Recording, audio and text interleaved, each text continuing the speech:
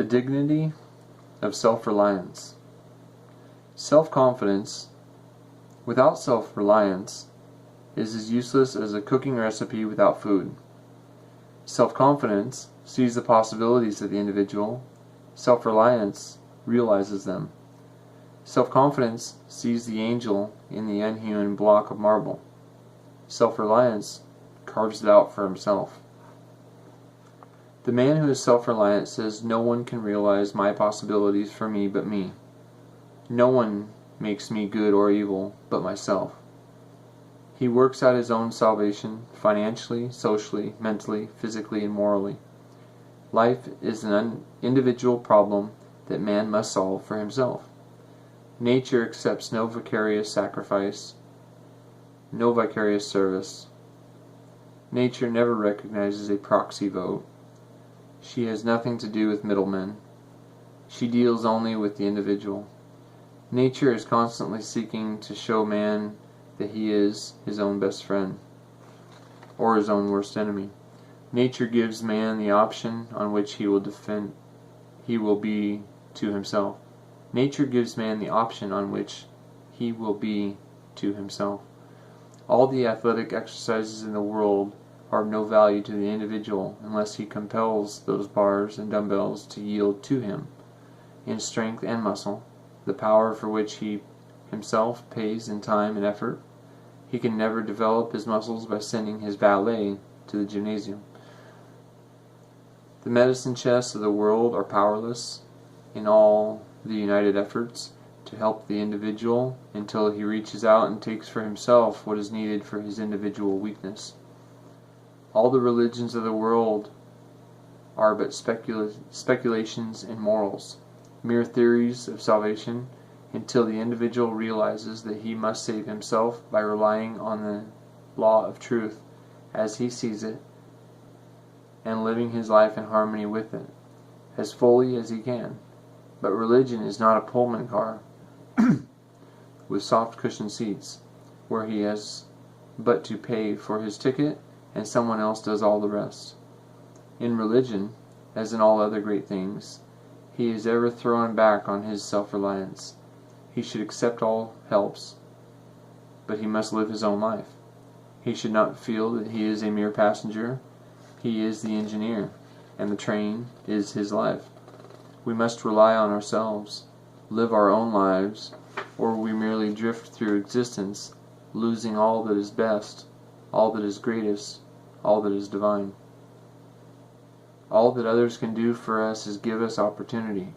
We must be prepared for the opportunity when it comes, and go after it and find it when it does not come, or the opportunity is to us nothing. Life is but a succession of opportunities. They are for good or evil, as we make them.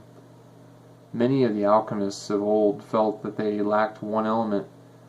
If they could obtain that one, they believed they could transmute the baser metals into pure gold. It is so in character. There are individuals with rare mental gifts and delicate spiritual discernment who fail utterly in life because they lack the one element of self-reliance. This would unite all the energies and focus them into strength and power. The man who is not self-reliant is weak, hesitating and doubting in all he does. He fears to take a decisive step because he dreads failure, because he is waiting for someone to advise him, or because he dares not act in accordance with his own best judgment. In his cowardice and in his conceit, he sees all his non-success due to others. He is not appreciated, not recognized.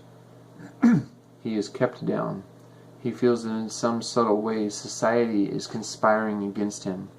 He grows almost vain, and he thinks that no one has had such poverty, such sorrow, such affliction, such failure as have come to him.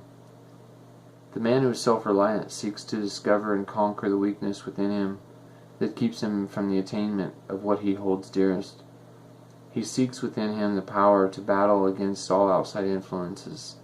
He realizes that all the greatest men in history, in every phase of human effort, have been those who have had to fight against the odds of sickness, suffering, sorrow, To him, defeat is more than passing through a tunnel. It is to a traveler. He knows he must emerge again into the sunlight. The nation that is strongest is one that is most self-reliant, the one containing within its boundaries all that its people need. If, when its imports are blockaded, or it has not within itself the necessities of life and the elements of its continual progress, then it is weak, held by the enemy, and is but a question of time till it must surrender. Its independence is in proposition to its self-reliance, to its power to sustain itself from within. What is true of nations is true of individuals. The history of nations is but the biography of individuals magnified, intensified, multiplied, and projected onto a screen of the past. History is a biography of a nation. Biography is a play history of an individual. So it must be the individual who is strongest in any trial, sorrow, or need is he who can live from his inherent strength, who needs no scaffolding of commonplace sympathy to uphold him. He must ever be self-reliant. The wealth and prosperity of ancient Rome, relying on her slaves to do the real work of the nation, proved the nation's downfall. The constant dependence of the captives of war to do 1,000 details of life for them killed self-reliance in the nation and in the individual. Then, through weakened self-reliance and the increased opportunity for idle, luxurious ease that came with it, Rome, a nation of fighters, became a nation of men more effeminate than women. As we depend on others to do things we should do for ourselves, our self-reliance weakens, and our powers and our control of them become continuously less. Man, to be the great, must be self-reliant. Though he may not be so in all ways, he must be self-reliant in the one in which he would be great. This self-reliance is not the self-sufficiency of conceit. It is daring to stand alone, be an oak, not a vine. Be ready to give support, but do not crave it. Do not be dependent on it. To develop your true self-reliance, you must see from the very beginning that life is a battle that you must fight for yourself. You must be your own soldier. You cannot buy a substitute. You cannot win a reprieve. You can never be placed on the retired list. The retired list of life is death. The world is busy with its own cares, sorrows, and joys, and pays little heed to you. There is but one great password to success: self-reliance.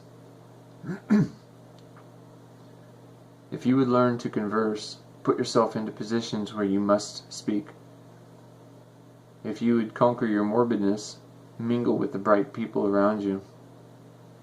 No matter how difficult it may be, if you desire the power that someone else possesses, do not envy his strength and dissipate your energy by weakly wishing his force were yours. Emulate the process by which it became his. Depend on your self-reliance, pay the price for it, and equal power may be yours. The individual must look upon himself as an investment of untold possibilities, if rightly developed.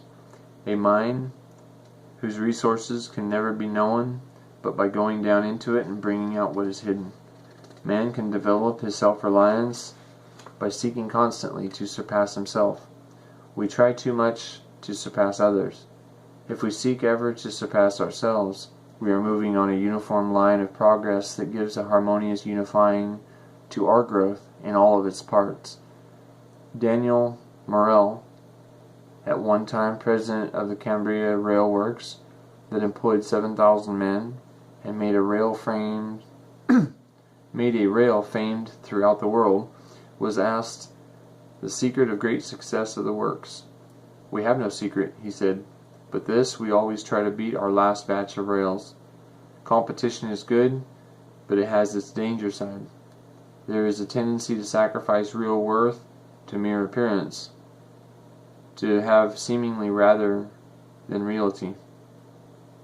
But the true competition is the competition of the individual with himself. his present seeking to excel his past. This means real growth from within. Self-reliance develops it, and it develops self-reliance. Let the individual feel thus and to his own progress and possibilities, and he can almost create his life as he will. Let him never fall down in despair at dangers and sorrows at the distance. They may be harmless, like Bunyan's stone lions, when he nears them. The man who is self-reliant does not live in the shadow of someone else's greatness. He thinks for himself, depends on himself, and acts for himself. In throwing the individual thus back up and upon himself, it is not shutting his eyes to the stimulus and light and new life that comes from the warm pressure of the hand, the kindly word, and the sincere expressions of true friendship. But true friendship is rare. Its great value is in a crisis, like a lifeboat. Many a boasted friend has proved a leaking, worthless lifeboat when the storm of adversity might make them useful.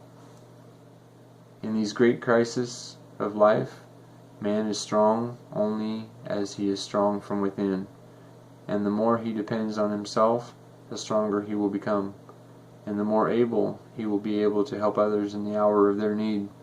His very life will be a constant help and a strength to others, as he becomes to them a living lesson in the dignity of self-reliance.